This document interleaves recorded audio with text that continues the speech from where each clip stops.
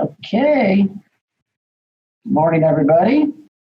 I think we're going to go ahead and get started now. It's a little bit after 10, so other people may be joining us later. Welcome to our webinar today. We're going to be talking about plumbing codes. Doesn't get much better than this, does it? My name is Scott Brady. I'm the R&D manager at Prier Products. I've been here about 6 years now, full-time. I actually have been working with Prier for about 15 years, off and on. I work with other manufacturing companies, doing engineering, product development for about 35 years now in industry. Also presenting today will be another one of our engineers, John Nance. He's been with us for 3 years. And also he's got about 10 years of product development experience. There's John and me. Here's an agenda of kind of what we're going to be talking about today. And when we're talking about plumbing codes, there's a lot of codes out there. In particular, though, what we make here at Prier, we're a manufacturer. We make hose-threaded valves. So the codes that we deal with might be different than some of the other products that you specify. So you're probably dealing with lots of codes, but these are the main ones that we're going to be talking about today. And at the end of the session, we're going to have a Q&A. So if you have any questions throughout the presentation, please post them, and we'll take a look at them at the end when we get done. Okay, ASSE and IAPMO. Those are the two main kind of governing bodies, certification bodies that we work with. ASSE stands for American Society of Sanitary Engineers, and IAPMO, it's a little confusing, but they use the UPC shield. So you'll see those are the two main certifications that I think most of the manufacturers use. ASSE has lots of standards. Like I mentioned, we use maybe 4 of them, but the slide says 50 standards. They're coming up with new ones all the time, so they may be up to 60 by now. And one thing I do like about ASSE is they're not just a certification body, but there's lots of different types of members. Some of you may be members, engineers. They have plumbers and inspectors. So it's kind of fun to go to the ASSE meetings because you kind of get the broad spectrum, the full group of everybody working in the plumbing industry together. Now, we primarily use them for their certifications. We want to be able to put their mark on our products to prove to the plumbers and inspectors that our product meets certain codes. Also on the ASSE website, you can just find general information about what's going on in the plumbing industry. They have like a policy hub that looks at regulatory issues that are going on out there. You probably already know this, but a few years ago, IAPMO acquired ASSE, so now they're sort of one and the same. However, the way we work with them, their certification groups are still separate. So we're working with engineers on both sides. Whenever we want to get a product certified, we have to get it tested at a third party, an unbiased laboratory, who then, once they do the testing, they will send the results to IAPMO, then another set of results to ASSE, and we send them drawings and other information, installation instructions, things like that. So we're still working with them separately, but they are the same company, basically. Also on this slide, you can kind of see the CSA logo. Prior, we do not work directly with CSA. We could, but both IAPMO and ASSE have some avenues. If we want to sell into Canada, which we do, we just work through those organizations, and they can help us get the Canadian listing. So they work really with the CSA group. And that's what the little C is next to the UPC shield there. That's not a copyright symbol. That little C means Canada. ASSE has a similar little C that they can put on their mark. Prior, we've just chosen that we work with the IAPMO group on the Canadian listing. So here's the 4 main ASSE standards that we use here at Prier. The first 2, the 1011 and 1052, are for vacuum breakers. 1019, freezes wall hydrants. And 1057 is your sanitary fairing. Okay, so now we're going to do a quick poll. make sure you guys are still awake and learn a little bit more about you. If I can get to the poll here. There we go. Okay, what plumbing code do you base your specifications on? IPC, UPC, ASSE, CSA? Doesn't matter. Maybe you're just happy that it has any type of a code on it.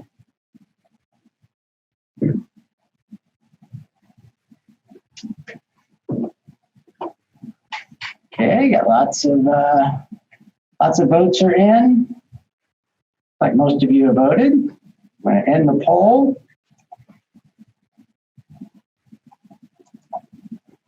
Wow, look at this. The majority of you are using IPC. That's very interesting. A lot of you using ASSE, some UPC, some CSA, and a few. You know, it doesn't matter. That's very interesting. Because we kind of in choosing, you know, which codes to use, you're also looking at what parts of the country accept the different codes.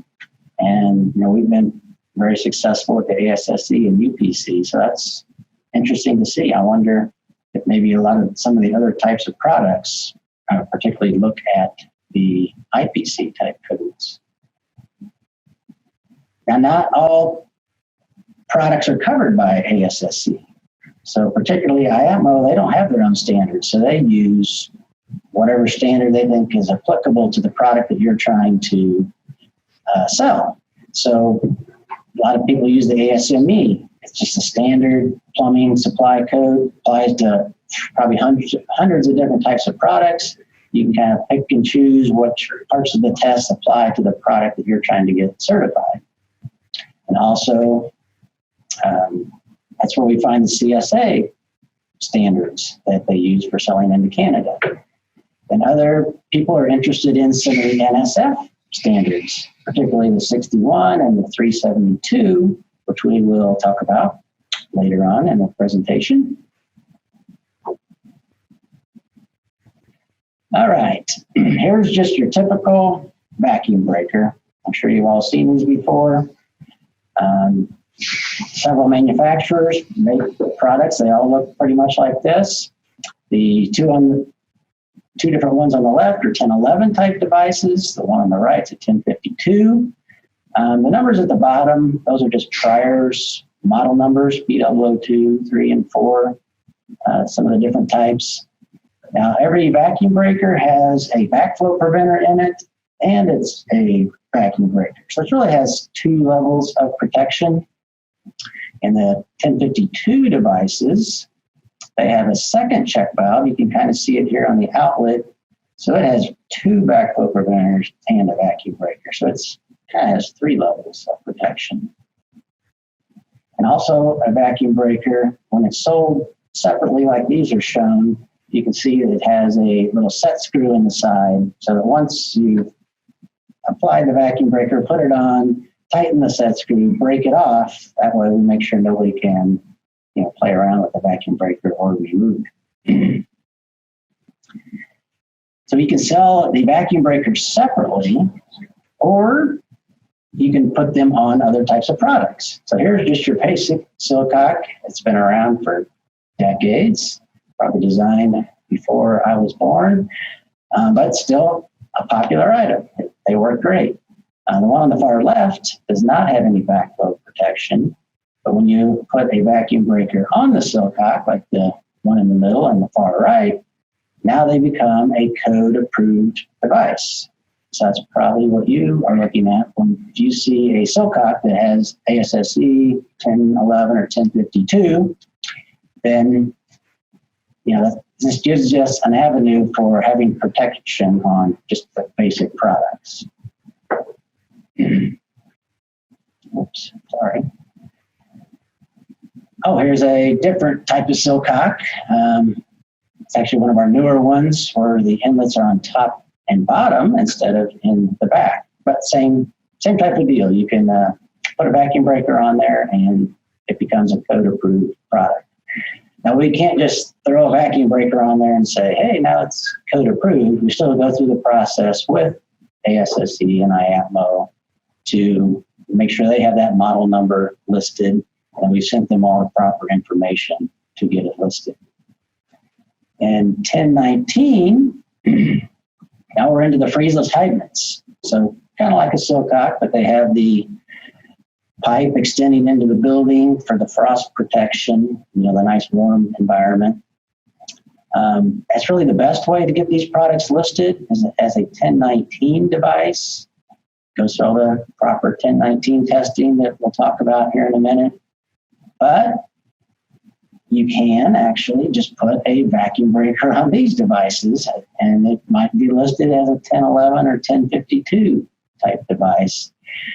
So that's probably kind of confusing maybe to you as engineers. You look at all these different ASSE standards and you see one thing on one product, another thing on another product, and you're not sure why it's listed like that.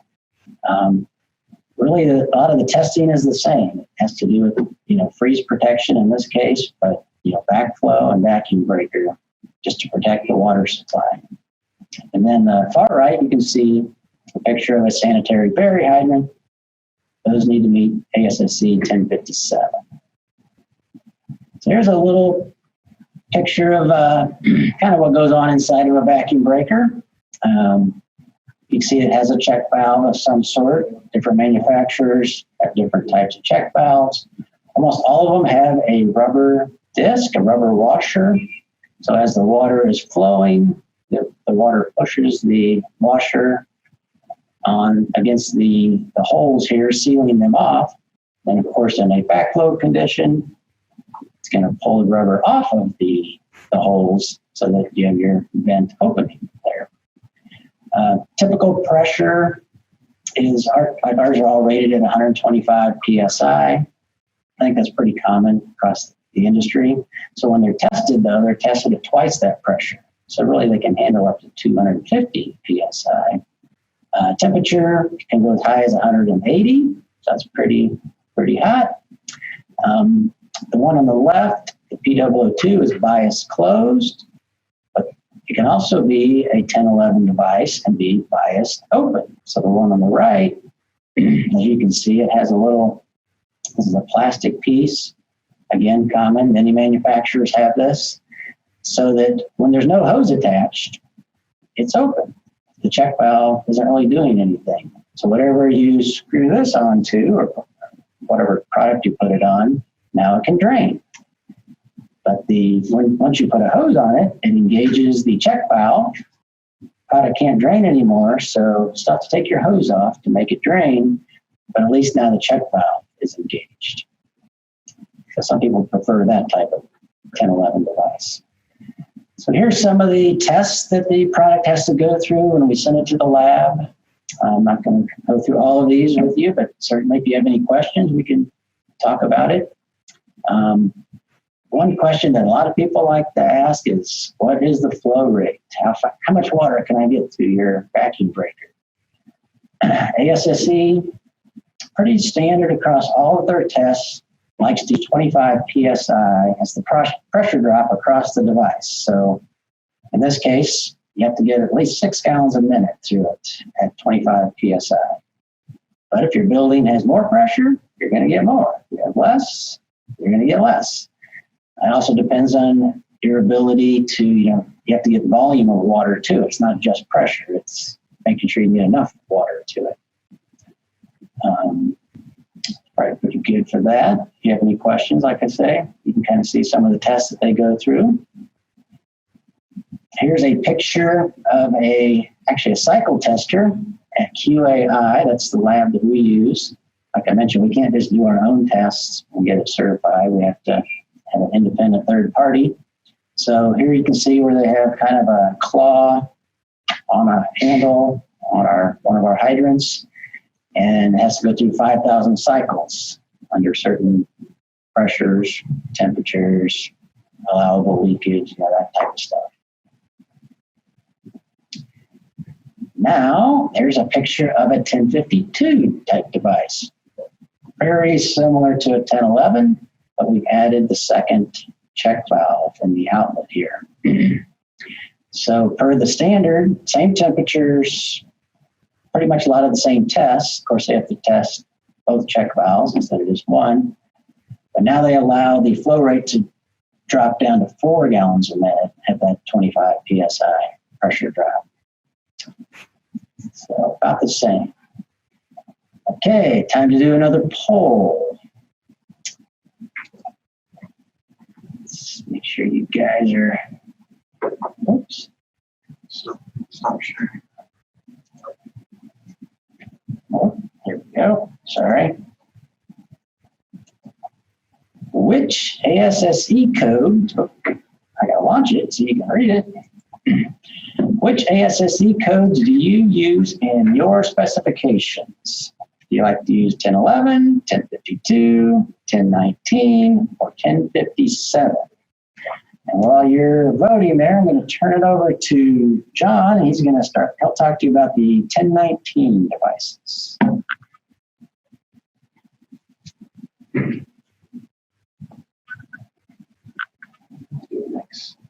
Hello, everyone. I'm John Nance, engineer here at Prier. Let's see here. So you guys are getting some votes in here. It's looking like, let's give about another 10 seconds here to let a few more votes come in. And we'll conclude it here now. Is this your final answer? Okay. So now it looks like, I guess most folks like 1052, but a close second is 1011. Pretty similar there. Now, so these are both the vacuum breaker hose end codes. 1019 and then 1057 comes in last. So let's continue on with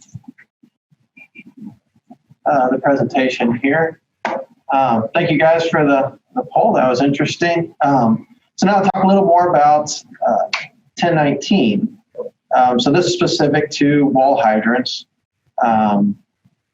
And to start, there's 3 different types of a 1019 device, types A, B, or C. So you might notice that, so each of these devices, it's required that a 1019 mark is on the device itself. And it'll have like a 1019-B. Well, that B corresponds to what type of device is this. So in these these different types, they're really just different ways that that the devices can be designed while still, meeting all the code requirements. 1019 device has an operating pressure of 125 psi at a temperature of 140. Now, the 1011 and 1052 products go up to 180 degrees, which they share a lot of the same components. So even though 1019 only requires up to 140, most of our devices can, most of our products can go up to 180. The main criteria here for 1019 is they must be repairable from the front of the building. So it shouldn't require any disassembly of the hydrant, like our 634 here. That packing nut can be taken off. All the guts can be taken out and then replaced. Any elastomeric parts. And then it can have many different inlet styles. So the traditional sweat or MPT threads, and then some of the newer stuff like a PEX, press fit, and push fit. So these are the specific tests that take place in 1019. They follow a lot of the same patterns as what the 1011 and 1052.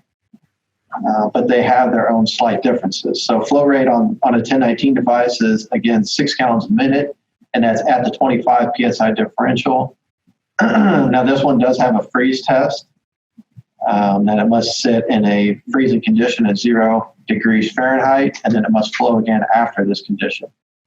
And then here at the bottom are our our safety precautions. So the vacuum breaker, testing the backflow preventer, that type of stuff. So here's one of our devices being tested. This is actually it's either 1011 or 1052 device being tested at our third-party testing facility. So all these ASSE tests have to be done by a third party and verified that way. So we can't perform our own test. So this here is measuring the pressure at the inlet of the device and at the outlet of the device to get a pressure differential. And then a flow rate here is given. And what this will, sorry, making you guys dizzy here. And what these flow tests will produce is a flow versus pressure curve. So you can see here on the left that's our flow in gallons per minute, and at the bottom is the differential pressure. So these are different flow rates captured at each of those differential pressures. So of course, ASSE, they really care most about the 25 PSI differential. And you can see here for 634, it's just over 15 gallons a minute. Now ASSE uses that 25 PSI differential as their standard to get away from, some buildings will have higher pressures. So as you can see here, like a 30 PSI differential will obviously produce larger flow. And same for less pressures, less flow. So they've decided to use 25 PSI over all their devices.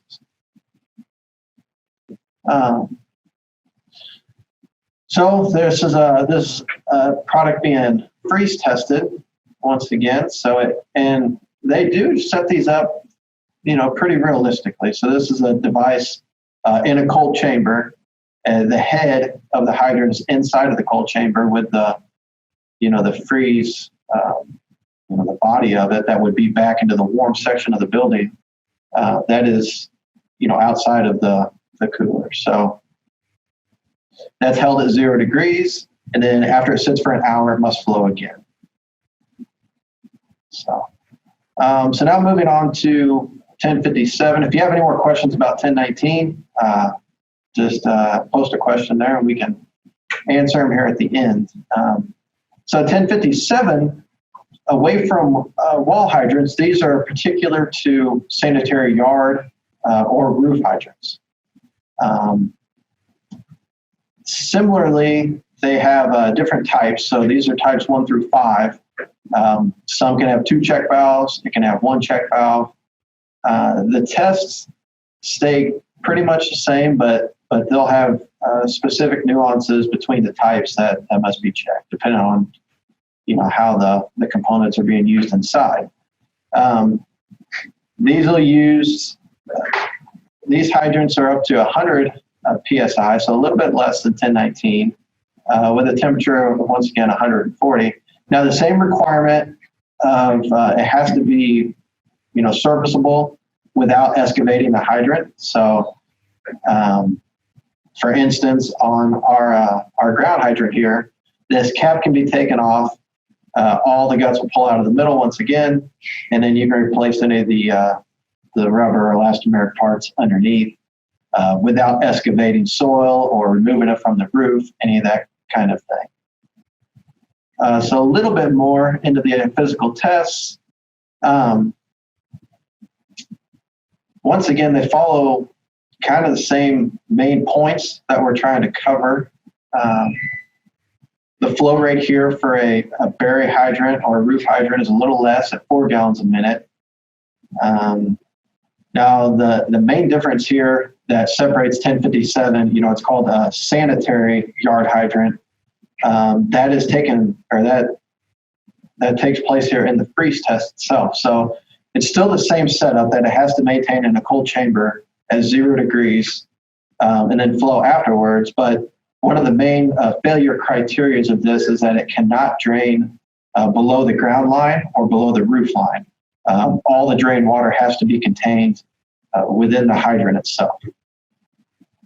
So we'll talk just a little bit more about that here and what that means. So for on the far left is our P260. That's a traditional ground or Berry hydrant.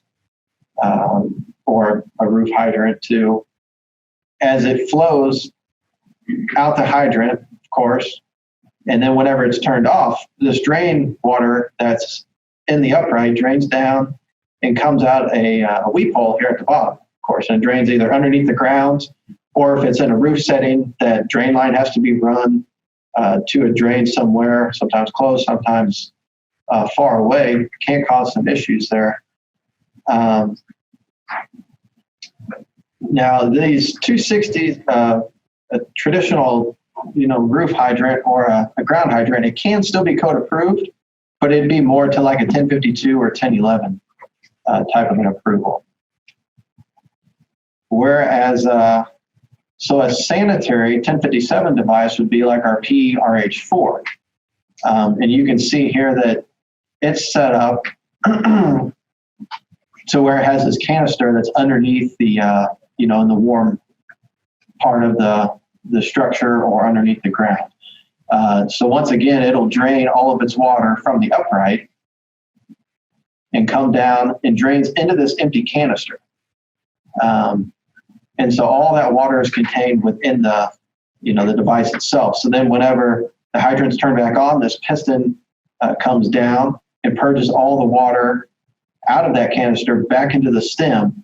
And it is actually the first to leave the hydrant as well. So we like that about the device is, the water that sits in the can and is, kind of just hanging out there until the next time that it's used, it's actually the first to leave the hydrant too. So the second way that's commonly, that this is commonly done is through a venturi. So once again, you have a water reservoir underneath the roof or in the ground, and all the drain water collects in that.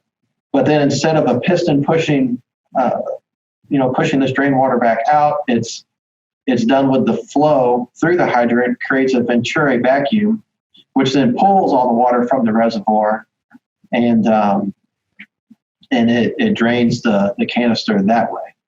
So the main difference here is that a venturi needs to be winterized. So it has to go through a procedure that it must flow for a certain duration to make sure that the venturi is fully emptying that reservoir so that whenever the hydrant drains, it has a full capacity of a reservoir to fill back up.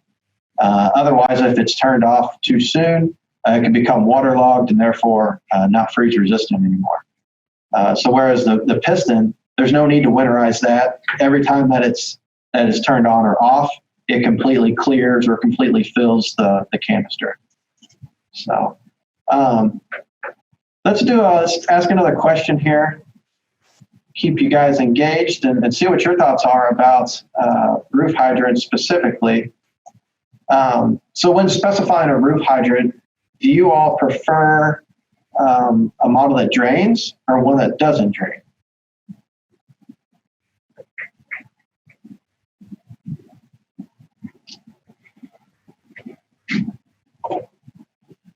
And I guess that question by no drain, it would be more like a 1057 device that, it would still be freeze proof.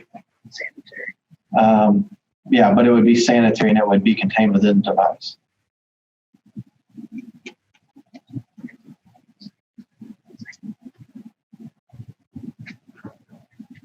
All right, so we'll give about 10 more seconds here. All right, we'll end the polling and show you guys the results here. So it looks like about 2/3 of you prefer to drain and are okay with running a drain line and going about it that way. So whereas about 1/3 no drain. Okay. Well, so in that case, we have hydrants that work for both of those. So the P260 would be one that you would go ahead and run a drain line from. It could still be approved with a 1052 or 1011 device. So both work there. Oops. So just a real quick touch on roof hydrant mounting.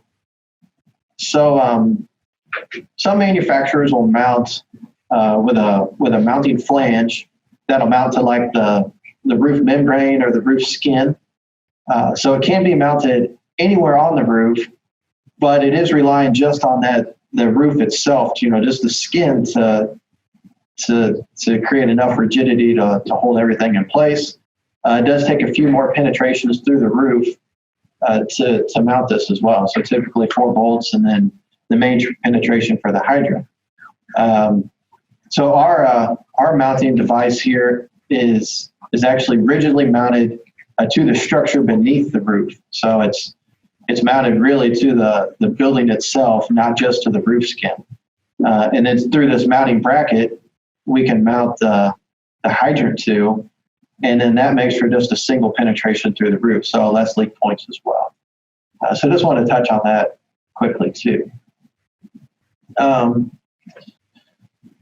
we've covered all the ASSE codes, but once you get the initial approval, it doesn't end there. ASSE continually checks up with their manufacturers to ensure that the products that were approved still can be approved and maintain their approval. So they send annual audits and auditors they come and inspect the plant. They take them, our folks will take them on a tour. They'll talk with the production team. They like to talk with the quality team. And then at the end, they'll take back a few samples back to their labs and then test a few of the actual ASSE tests just to verify that the products that were once approved still maintain and and still have those same safety measures and flow rates and all that stuff. There is a cost associated with this. So the initial cost is there whenever the product's first approved. And then there's an initial or a continual cost of around $12,000 a year to keep up to date with these codes. So just a little tidbit there. Now, past ASSE, there's a few other codes. Scott mentioned like ASME, some ANSI codes that they'll use for like the threaded connections and that type of stuff. And past that, so lead-free is another topic that that our customers and engineers are concerned about. And NSF 61 tests the contaminants in the device after. So it's a physical test. So the hydrants are filled with water.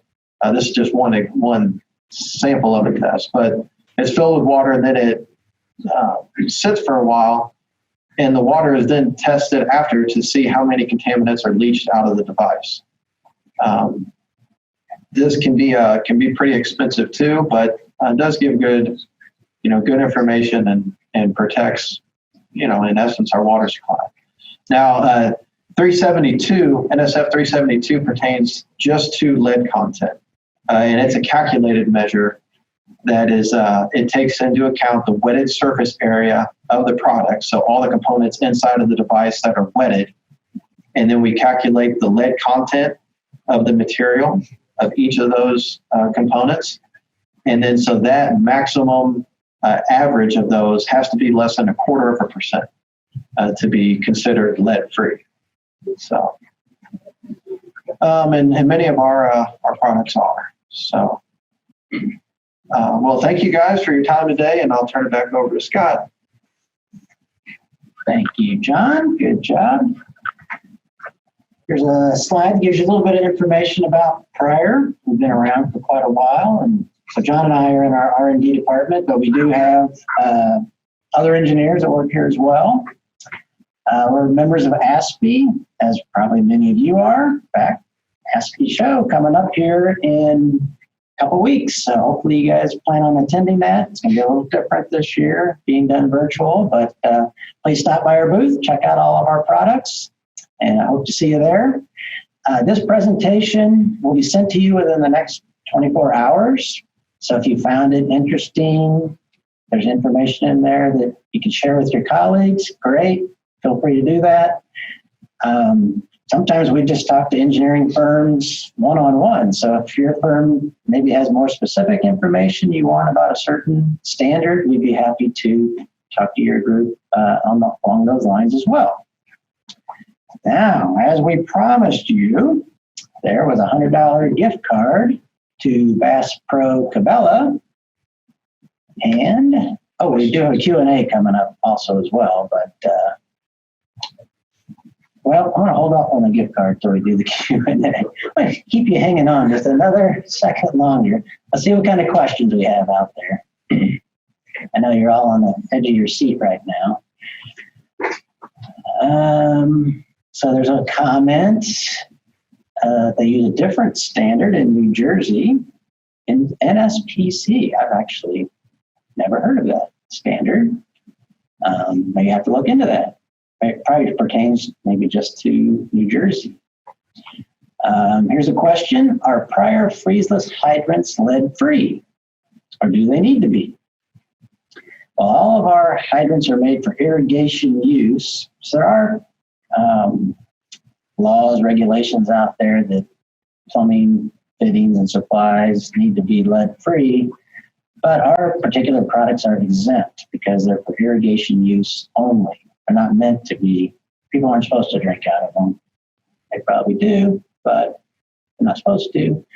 So most of our products are not lead-free. We do have some that are, though, because some states, cities, jurisdictions require lead-free. So, of course, we want to sell product in those areas, so we have some versions that are lead-free. The new sanitary berry will be lead-free. Third question, which code is better, single check or double check? I suppose that would be kind of a personal preference. How many levels of safety do you want to have on a product?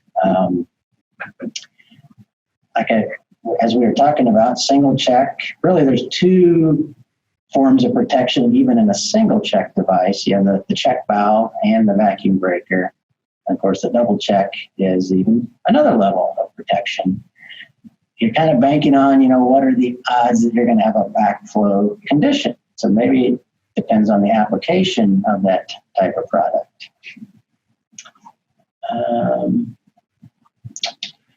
Here's a question. What's the highest flow rate in a wall-mounted freeze-proof hydrant Prier has? Well, the highest flow rate would be the C634. It's a commercial hydrant. In fact, John showed you the flow curve, so that is our highest flow rate product. At 25 PSI pressure drop, it's around 17 gallons a minute for the flow rate. Most of our residential hydrants are, the minimum that we have to meet is 6 gallons a minute. Most of those are like around 7, 8, but we want our commercial products. They're big, bulky, solid. We want them to get at the highest flow rate possible. Wow, lots of questions rolling in here. Wouldn't it be better to have a roof hydrant without a drain? Why would some engineers prefer a drain? Good question. A lot of it might depend on, how far from a drain are you? How long do you have to run the drain line? And it costs money to run drain lines. I've heard, lots of different numbers that engineers have thrown out. So in some cases, it's just cheaper or easier just to put a sanitary hydrant in. Now, I've also heard, though, that some engineers don't want a sanitary type hydrant because that water may sit in that canister for long periods of time until it's used. So you kind of worry about things like Legionellas and what's going on inside that can. That water's sitting there. So they just want all the water out of it. Okay, let's see. I think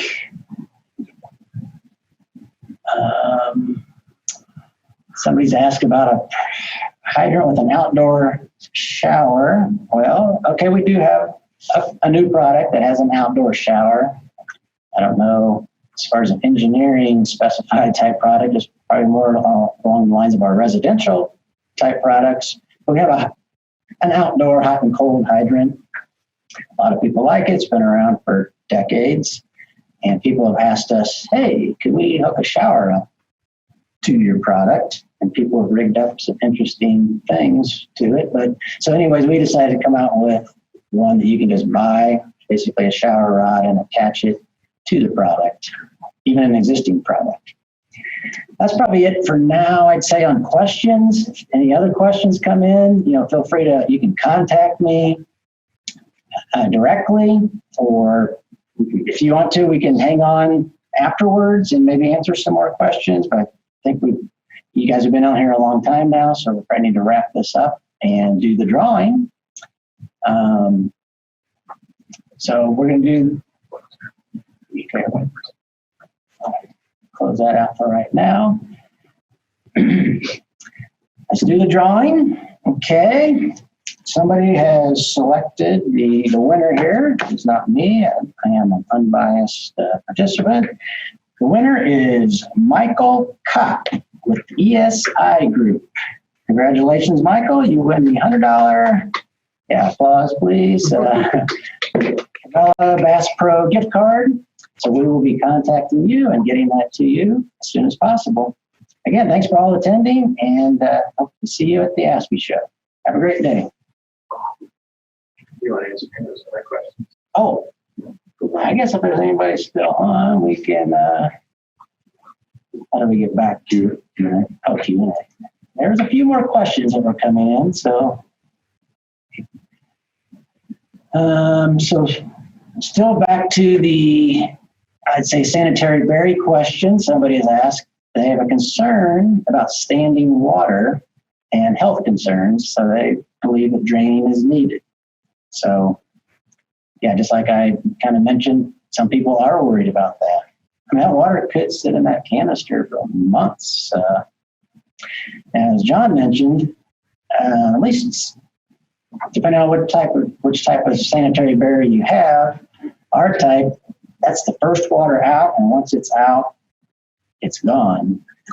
With the Venturi type, it takes, say, 30 seconds or so to pull all that water out. So your first 30 seconds or so of water might be contaminated or not the best water. So draining is great. It's a simpler hydrant. Less things to go wrong. It costs less.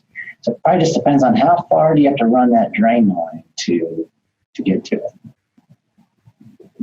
I think that's all of our questions. Again, thank you everybody for participating, and we'll see you at the ASSE show.